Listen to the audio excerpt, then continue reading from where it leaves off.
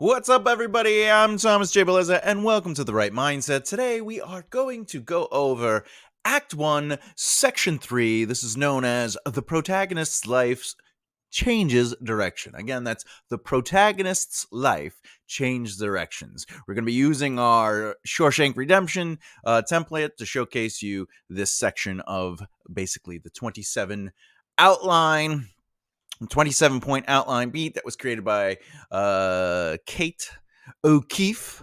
You could definitely check her stuff out. There will be a link to her YouTube channel for some more videos about her processes and the way she perceives things, which is great because you want to learn how to write by looking at all the angles. But let's get right to it. We're going to jump into it. And we go.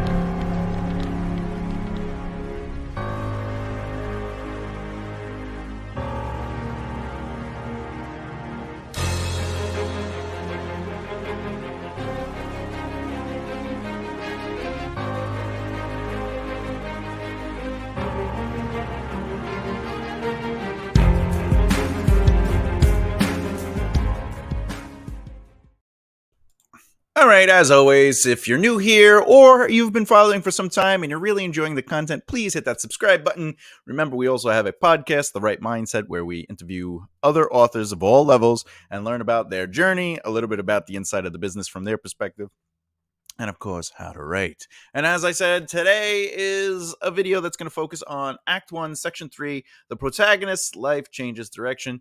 As you know, I'm a huge fan of the 27-point outline that was created by Kat O'Keefe, or at least that's where I found it through her.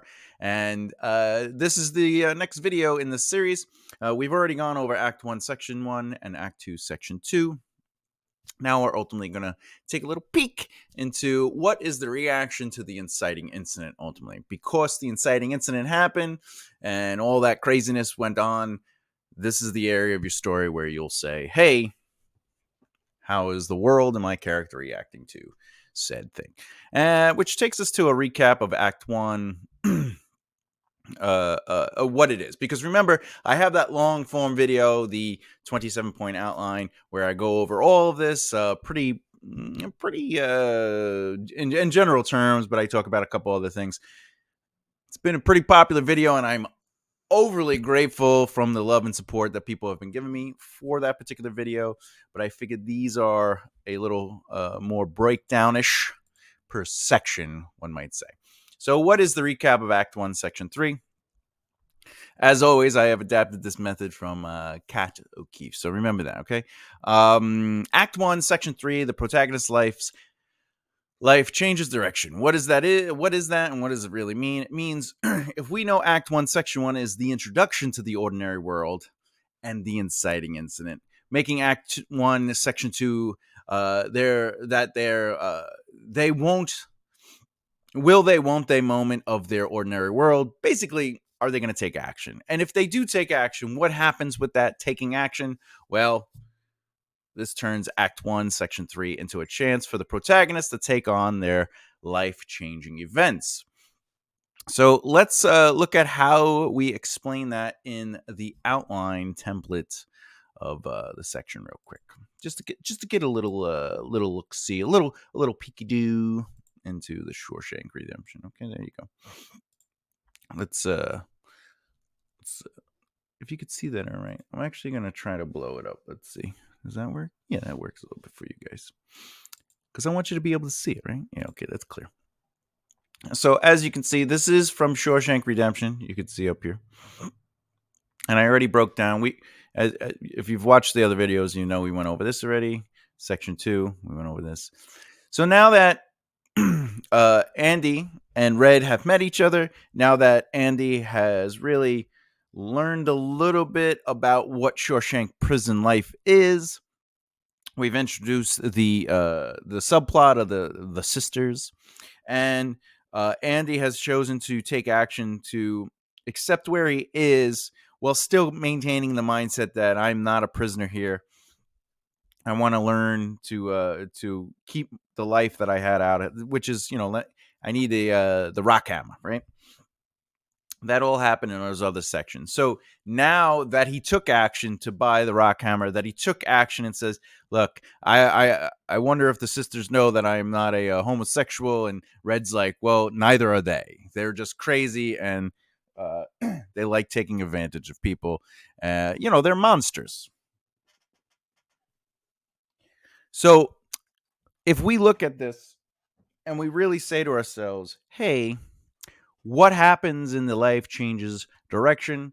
Well, points, there's 3 points in this section, as there are in each section. The hero's life has changed as a result of the action they took, and it creates a lot of pressure. So what's the pressure? Basically, in the last section, one of the sisters approached him and said, "Hey, have you been claimed yet?" Basically, and he's like, "No." So that was him saying, "That's not who I am." So the reaction to taking action, of standing up for that and saying no, Andy's life becomes routine as the sisters fight him on and off. Sometimes he wins, sometimes he doesn't. They're basically forcing him to do stuff he doesn't want to do. It's terrible. Which leads us to point 8, which is the first pinch or plot twist. Remember, as always, the pinch and plot twist does not have to be dun dun dun. It's just something that changes the status quo. It's something that might be new information, things like that. There's a whole video dedicated to plot twists coming. Okay.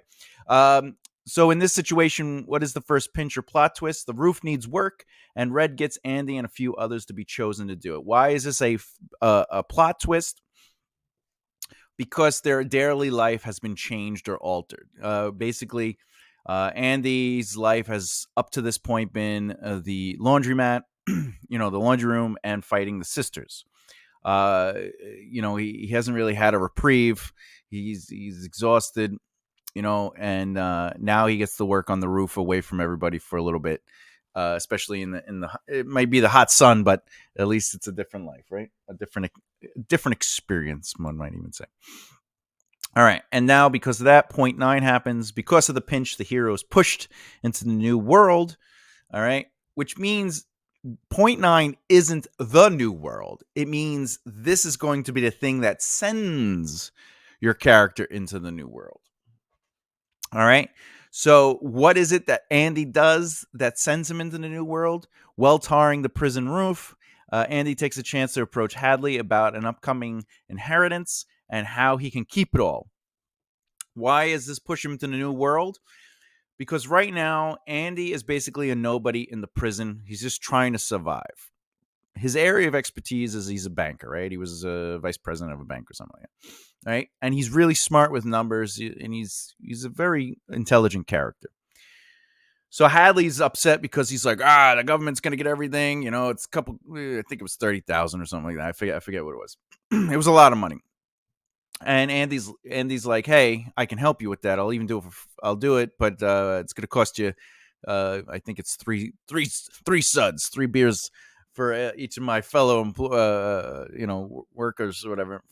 And so Hadley's like, "Yeah, okay, fine." So it pays off, and he ends up doing. What is the new world?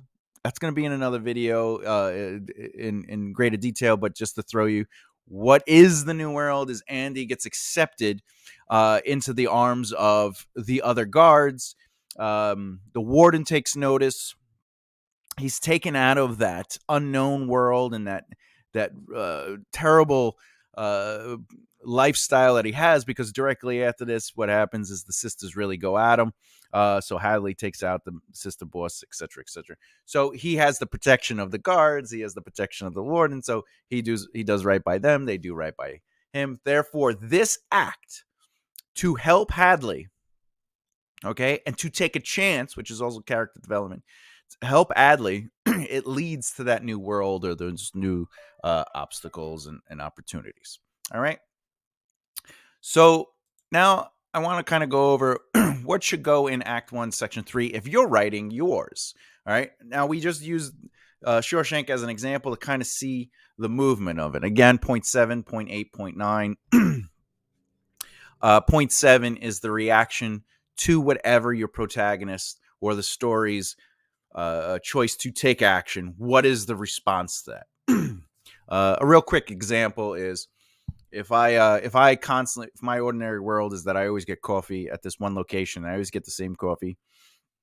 Maybe the inciting incident is that my the coffee place I go to every single day, burnt down. So now I have to make a choice. Do I not get coffee, or do I get a coffee from a different place? So the reflection after the inciting incident would ultimately be, do I go to a different place, or do I just not get coffee today? Well, I'm going to take action. I'm going to go to the new coffee place. So point 7 would be, because I chose to go to a new coffee place, what is the direct response to that? Maybe I end up meeting the love interest. All right. Or maybe I meet a longtime friend that ends up leading to something else. Right. Now, this is the interesting part. Because point 7 happened and I chose to go to a coffee shop and I met either a love interest or an old best friend or even a family member I haven't seen in a long time. It could be whatever it is, right? Because of that, what is the first pinch? A twist? Maybe the twist is my friend is in need or is needs help or is having trouble. In Limitless, I believe this moment would be when Bradley Cooper's character meets up with his ex-wife's brother, who is like a drug dealer, and but he's like his drug that he deals is like experimental brain pill. I like that movie. I don't know if a lot of people do, but I like that movie. All right. But anyway, so let's say I meet a friend I haven't seen in a while or a love interest. The friend might be that they're in trouble, and I know I haven't seen them in a long time, but it's like, all right, that's great. Right? Do I help them or do I not help them? Obviously, that's what writing is making choices. A character has to make a choice, either to do or not do, right? If it's I meet the love interest, all right, we have a really great moment. Maybe the first pinch or plot twist, because I find the love interest, is that it turns out, okay, the girl, the love interest, ends up being there with a close friend, and it's their first date. So there's like that little moment, like, oh, okay, right? Now, because of that pinch, because of the pinch, the hero's pushed into the new world. That means something has to happen that leads into the next world, which is, my character ends up talking to the good friend, and going, "Oh, I didn't know you were gonna have a date. You had a date today. Well, why do I got to tell you about my dates?" And it's like that person's pretty cool, and it's like, yeah, they are pretty cool. We're actually thinking of going away, but since it's like we haven't been, it was our first date, but she likes to travel, but we don't want to go too far, so we decided, since we live in New York, we're going to go to Pennsylvania for the weekend. But I was thinking of getting some of my friends. She's going to get some of her friends together. And I say, you know what? All right, yeah, I'll go with you. No, I don't want to go. I don't want to. And he's like, come on, man, it'll be fun. You got to get away. All you do is you work. It'll be a good reprieve. And plus, she has a really awesome friend that I think would be great for you. And since we'll be in Pennsylvania doing whatever, it'd be great. So that all pushes you to the new world, which is the discovery of this secondary relationship. So what should go in Act 1, Section 3? That's our question, right? You want to show how the protagonist's life has changed as a direct result of the action they took in response to what ultimately happened because of the inciting incident section, okay? This is where you want to build pressure and stress for your characters. And the example I just gave, the pressure that builds is that ultimately, hey, this girl's pretty cool. Oh my God, you're with my friend. This is your first date. Interesting. Oh, you're going away. You want to come with me? But she also has a really awesome friend. And now there's that pressure, that dynamic, and those conflicts, right? In Andy's situation, the pressure is, he's fighting the sisters. Sometimes he wins, sometimes he loses. The next version of pressure is ultimately what? Andy's on the roof and he's like, oh, let me take an action. He almost dies. What's the next point of pressure? It leads to the new world, which is, as we know, leading him. He's literally, as he says in the movie, I had to come to prison to become a criminal. All right. So By the way, when we talk about building pressure and stress for the characters, that doesn't have to be physical. It can be emotional, mental, anything that pushes the character to basically have to make choices that take action. I like active characters. Passive characters, you can write that where the world changes around them and they react to the world, or they're being pulled by the world through the world's reactions. Um, but I like active characters that are making the choices, right? Why is that important to me? Because after all, a story without conflict, pressure, or tension is just another Tuesday, and you want to change it up. You want to make it so it's interesting, right? Now, no one wants to read a story where the person gets up, brushes their teeth, goes to work, comes home, eats, then goes to bed, repeat, and do it again. Gets up, brushes their hair, right? It's seeing that watching their comfort level be disrupted. That's the fun part of story. That's the part that we're intrigued in. Will they, won't they? Can they, can't they? Right? So you also want to add that first plot twist in this section too. You want to be very conscious that you need to add that extra little to it. Okay. That little, all right, we see where the story is going, but I need to add that extra little element. Sometimes this might even be like like you're seeding the subplot. Okay. For example, with the story I gave, the subplot would ultimately be what?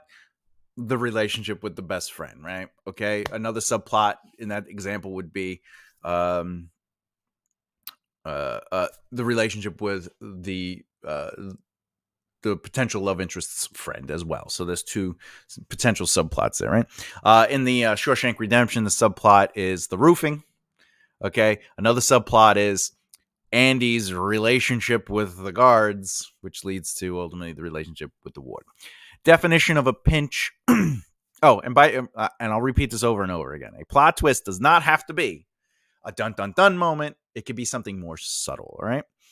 Definition of a pinch, by the way, an example or a reminder of the nature and implications of the antagonist force that is not filtered by the hero's experience. All right. And the example that I gave with the relationship aspect. So it's an example or reminder of the nature and implications of the antagonist force. Even though technically I end up seeing maybe my best friend or a close friend, they are the antagonist because they're the thing in the way of me getting to the love interest. But it's a reminder that, hey, this is my best friend. We have boundaries, we have rules. I can't just be like, hey, she's pretty hot, but it is their first date, but it's still he found her first, so I have to respect that. So that is the pinch, right? That's that moment. You know what I'm saying? It's something a little bit more and saying, hey, remember who you are, right? The point, this particular point could remind us of the antagonist's power, which provides new clues about the nature of the conflict. The new power is that they were first in line because they ended up asking this person out. They are literally on their first date when I meet her, right? Well, when the character meets her. If you've ever seen Aliens, who hasn't? Am I right? Am I right? Okay.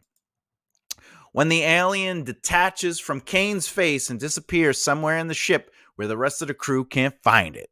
That's like a pinch. That is a not a plot twist per se. It's a pinch. The plot twist is that the monster comes out of his stomach. Like, oh my god, that's crazy, right? This is more of a it came off his face and ran off. Now, keep in mind, if you go with a plot twist, it can also be a red herring. For example, the smartest red herring is something that isn't really important, but it's made to be important. That's the simplified version of it. Then, of course, another plot twist could be the smartest character is outsmarted. Maybe new information is introduced that changes the protagonist's perspective. For example,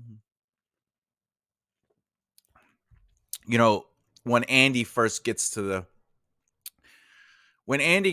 prison, Shawshank Redemption, his first real experience is that Hadley, of all people, beats one of the new fishes to death.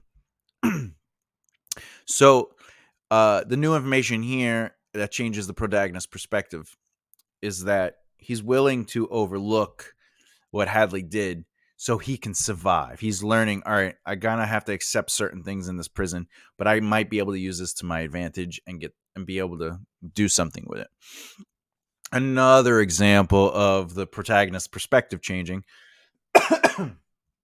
is the fact that he had to come to prison to become a criminal. So he's purposefully and willingly choosing to do criminal activity to help the warden, because it helps him what? Have the library. Helps him what?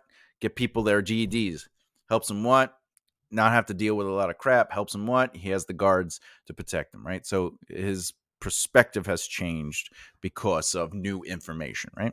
And that new information is, this is the life of a Shawshank Redemption prisoner, right? In the Alien story, we are we are working on the not to confuse you. So my live videos, I have live videos. I did like a rough brainstorming session with the 27-point outline, and then I did sort of like a character development video, and then I just recently did a subplot video. By the time I'm filming this, I will have more videos probably before this video even comes out. So I call it the alien story because it turns out it's an alien story. It's just about aliens who come to planet Earth, right? So the plot twist is that they save the boss from. So in that story, the protagonist doesn't really get along with the boss of his office where he works, but aliens take over, and he ends up choosing to save the boss. But that boss actually turns out to know a lot about the aliens, and that's sort of like the plot twist, which also introduces new information, which allows the main protagonist to have his perspectives challenged. Now, before we move on, an important element of Act 1, Section 3, the protagonist's life changes direction, is that their life must actually change direction. This happens by the twist or pinch pushing them into the new world. There's no turning back. In the example I gave off the top of my head with me running into the love interest by choosing to go get coffee in a different coffee shop, my best friend is on a first date with them. They convinced me to go to Pennsylvania with them and a couple other people because it would be awkward if it was their second date and they went away. So they kind of made it like a friend thing. But once I'm choosing, the next moment is no turning back. I get to Pennsylvania, I'm there. I'm in that world. I'm in that new world. Okay. Keep in mind that your plot twist or pinch in the story doesn't have to be massively big or so massive it takes away from the plot. Like it jolts your reader out of the experience. Or if you're watching a movie or a television show, it's like, what? What just happened? Especially this early in the story. Remember, we're still in Act 1. However, Section 3 of Act 1 is the final section. It's literally the last 3 points, last 3 beats you kind of need in Act 1 to justify the setup of your story. So by the time you hit point 9, by the end of point 9, all 9 points in Act 1 and all 3 sections of Act 1 should be setting up your themes, your motivations, your characters, your conflicts, and ultimately what is the status quo and how did we change the status quo and what could or could not happen. You basically you're setting up everything that the audience needs, be it a reader or a visual audience, for all of that to be challenged in the ascending second act to the conflict, right? Or Act 2. You want everything you set up in Act 1 to be utilized. You're challenging all those things, getting people to question, getting characters to really be challenged on their perspectives, because we've already shown who they are and where they're comfortable. Now we got to say, hey, we're going to push you around a little bit. Now, the thing is, imagine you took a plot twist as big as, say, The Sixth Sense, and you put it as early as Act 1. You would ruin your story. Just imagine the moment happens where the kid, he's like, I talk to dead people, right? and that was written within the setup, the first act, it would ruin the whole entire movie experience. It would ruin. They would literally can't now. There's no like, oh wow, he was dead the whole time. Spoiler alert. But it would be more or less now a different story. The story wouldn't be about Bruce Willis's journey to find closure so he can move on. It would be, it could be whatever. We wouldn't know. That movie hasn't been written, right? So I Talk to Dead People would be such a difficult, uh, um, well, not that I talk to dead people, but that scene where he goes, I talk to dead people all the time. And it leads to Bruce Willis being a ghost, right? We can't have that. We can't know Bruce Willis is a ghost, right? So it would ruin the whole movie experience. But you do want to have fun with this section in a way that opens the world up to your reader and gives your protagonist and company to that protagonist some pushback that leads them into the new world of Act 2. One thing to remember always is whatever you write, you are absolutely allowed to change it and clean it up.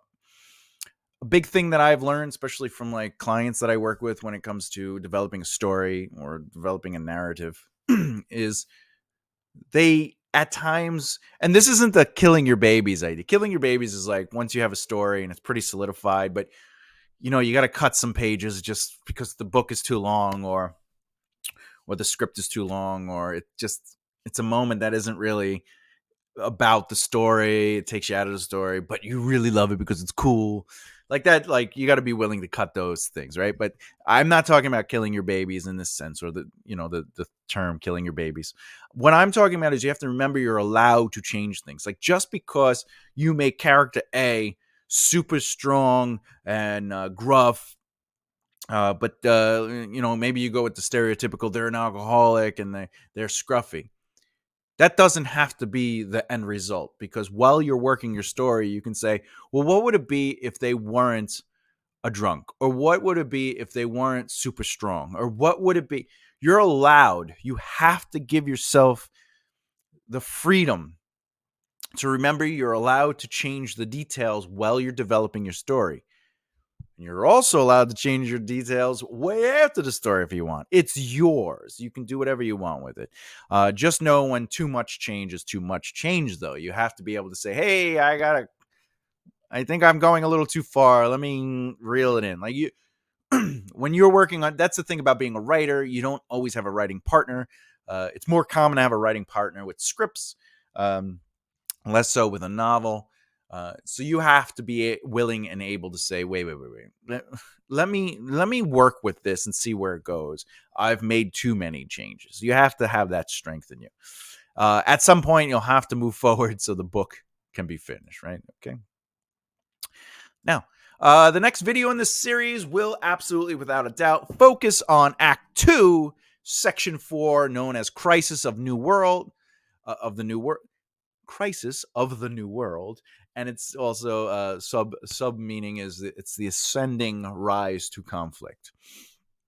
Which brings us to the question: what act or section of an act do you really love to write? Let me know in the comments below. Basically, what I'm asking is, do you like writing the inside answers? Do you love the process of the ordinary world? Are you a huge fan of the fun and games section? Are you when you write, are you like, I cannot wait until I get to the end where the final battle comes? Or, you know what, the midpoint conflict is really something that even inspired me to write this book. This is my favorite part, is I love this. The world has been completely destroyed. There's no coming back. They have to move forward to fix whatever happened, right? So I would love to know that. Let me know in the comments below. And of course, if you want to learn more about improving your craft, insight on the industry, and hearing from fellow authors, please subscribe and hit that bell icon so you don't miss out. That's right.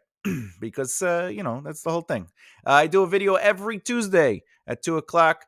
They're always premiere set, so I usually watch the videos while they are premiering, and you could ask me questions, and I'll jump on and give you some responses. I love questions. I love people asking me things when they come up in the videos.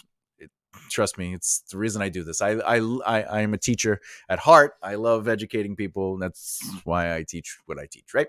So anyway, Remember, as always, keep developing the right mindset.